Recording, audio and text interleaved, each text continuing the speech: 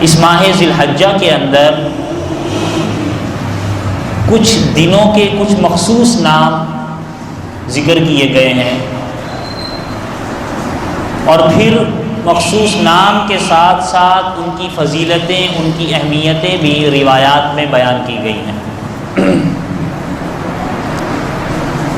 جیسا کہ آج 8 ذی الحجہ ہے تو 8 ذی الحجہ کو یوم الترویہ کہا جاتا ہے۔ احادیث کی کتب میں اور دیگر روایات میں 8 ذی الحجہ کو یوم الترویہ کا نام کہا گیا۔ 9 ذی الحجہ جو کہ انشاءاللہ کل ہوگا یوم العرفہ، 10، 11، 12 ذی الحجہ کو یوم النحر، قربانی کے دن، ایام النحر،